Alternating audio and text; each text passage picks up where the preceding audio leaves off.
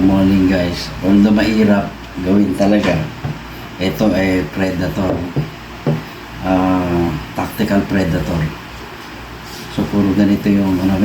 May Predator na siguro itong latest nakikita ko kahapon niya doon sa kasama natin na medyo okay na yung buo na yung receiver niya. Ito naman, although mas okay ito, kasi mas malaki yung hammer niya.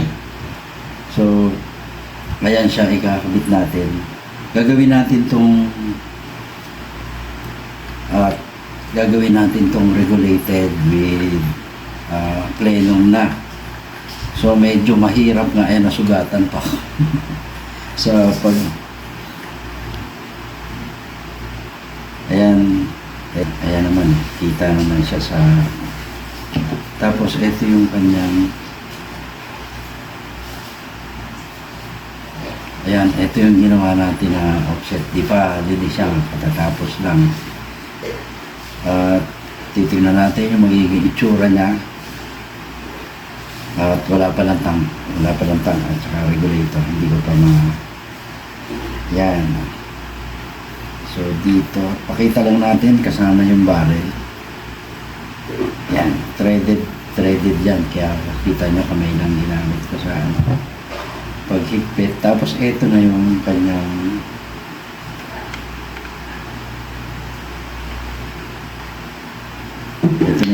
barrel. Ayan, sakitan nyo na yan. Ayan, sa mga susunod na video, ayan, medyo mahirap yung pagmasin nito. Tapos medyo mahirap din yung pag-iisip para maging ganito. Kasi magdi-design ka talaga ng bago para ganito yung kalabasan niya. May mga na kailangan pa itong palitan dito, kasama na yung offset na so hindi possible. Kasi dito may adjustment pa kung ilan yung ilalagay mo na, kung ilan yung tank hanggang 61 mm. Kayang-kaya na ito. May konti pang allowance siya. Meron pang konting sa barrel. So dito maiksing tank lang ang lalagay natin, susukatin. Kasi magkakaroon pa ito dito ng power plenum pa. Lalagyan pa natin ng power plenum sa dito plus regulator pa. Then medyo magiging mahaba siya. Kasi kailangan talaga ng power plenum para maging malakas yung airgun. At kagaya nga nung ginawa natin nung huli, tonto ay may-ari niya nakakapanibago daw yung kanyang airgun. Naninibago siya sa power at saka sa kasi parang 350 plus MPS.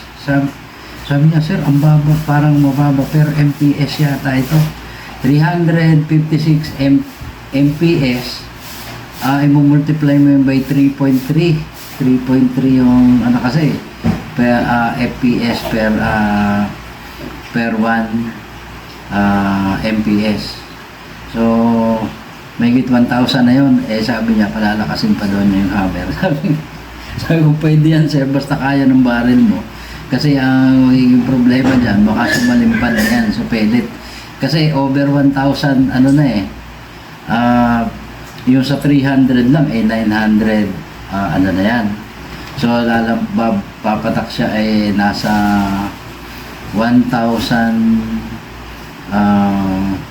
parang 1,000 halos 1 FPS. So medyo mataas na yun. Brake barrel nga yung parang dati nabasa ko noon, hindi ko alam yung ngayon. Pinakamalakas sa brake barrel noon na nakita ko is 1,200 FPS kasi may iksi lang yung barrel ng brake barrel. So, yung 1,200, talagang ano na, medyo malakas na yun kasi sa iksi ng barrel niya. Tapos ganun kataas yung FPS niya, medyo ano yun. Pero, mahuhusay naman yung ano nga talaga, naririnig ko at nakikita ko, nababasa ko doon sa ibang forum na mahusay daw talaga yung barrel ng brake barrel. So, ayun, kaya yun. Pero sa atin naman, since long barrel, ang ginagamit natin, hindi naman masyadong, okay na yung 930 plus nga lang, yung gusto nung iba kasi yun daw, doon accurate yung kanilang airgun kapag mas mababa, accurate naman, ganun din. At kung itataas, hindi na sure, at saka kung itataas siguro, yun nga, medyo sasalimpad na. Kasi sobrang mas malakas na yun eh. So, dito, ayun nga, isa pa nating susukat-sukatin. Maglalagay pa tayo ng rito, power plenum. Tapos meron pa siyang regulator pa. So, it's either magiging mas mahaba siya dito sa barrel. Kaya titingnan natin maigi. Hindi ko pa nga inaano yung tank nito kasi maaring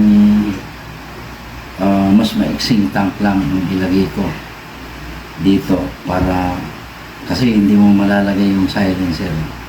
Kailangan pa maglagay ng barrel extension para malagay yung silencer. So magiging masyado ng matrabaho. Kaya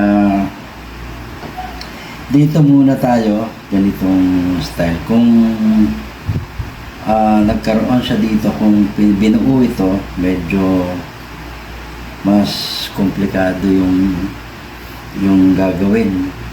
At saka mahihirapan tayong gawin yung ganitong naka siya ng mas malayo. Maaaring mas maliit na tangke yung gagamitin natin. Tapos ganoon din, maglalagay rin tayo ng regulator kasi hahaba pa din. So yung ilalagay natin na power plenum is nasa 2.5 mm to 2.5 inches to 3 inches. Yun naman ay babawasin pa yung thread sa kanya. So matitira sa kanya is nasa 1.5, hindi bababa ng 1.5 inch yung malalagay na power plenum. So makikita nyo rin yan, ipapakita ko rin, masyado lang magiging mas mahaba ang video pag inumpisahan ko ng ganito. So eto siya, ganito lang muna, and then ayan, pagpasensyahan nyo na ako kung ganito lang yung kayang gawin. Alam mo naman, hindi na tayo kasing galing, kasing husay ng iba Kaya ayan, ang natin is mapaganda natin siya at mapahusay yung performance. Tayo naman, di masyadong mahusay magpaganda ng airgun. Hindi kagaya ng ibang mga maker dyan na talagang may mga design pa yung ginagawa nila sa mga nila. Pero dito, since medyo matagal-tagal na rin naman yung experience natin at saka yun, biglang pasok sa isip ko na ganitong style yung gagawin ko. Pinag-isipan ko rin naman kung paano yung mismong gagawin natin para dito. Kaya ito, yung kinalabasan, ito yung naisip ko na pinaka-practical na gagawin sa kanya. So, hindi pa dito natatapos yung proseso. Mahaba-haba pa na nagawa lang natin yung pinaka-major na kailangan gawin natin dito.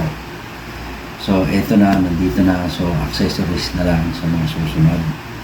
Yung, yung mga, niya, main tank. Meron naman tayo naka-ready na power plenum dito. So, i-adapt na lang. Then, barrel band, siyempre. Lagyan natin ng barrel band. Kasi medyo mahaba na yung adaption. So, kailangan natin ng barrel band. So, hanggang dito na lang. Pagpasensyahan muna ako yung ito, kabigan natin ito. Tinatrabaho naman po yung airgun. Pagpasensyahan nyo na ako kung medyo nadadagdagan yung mga araw na ginagawa natin. At konting tiyaga lang po kasi ako ay nagtsatsaga din pag ano nito para talagang mas maayos at mas maging mahusay yung performance niya. At tayo ay since Sunday ngayon, tama na muna to, meron tayong commitment this afternoon at bukas naman ay start na talaga ulit ng trabaho kasi weekday na. At pansamantala, papaalam muna tayo doon sa ating mga kaibigan dyan. Lahat naman po ay kaibigan natin. Sila lang naman po yung nagalit sa akin noong una. Pero ngayon naman, doon naman po tayo. Friendly naman tayo. Kaya lang siyempre, may kanya-kanya tayong diskarte kung paano tayo papasok sa isang field. Maging businessman yan o maging ganitong hobby, kanya-kanya po tayo ng hindi po nawawala ng negative. Kaiba natin ng prinsipyo, kaiba natin ng diskarte. Kaya po ganun lang. Yun naman po ay lampas na tayo sa ganung ngayon ay time naman para magmahalan tayo bilang mga Pilipino.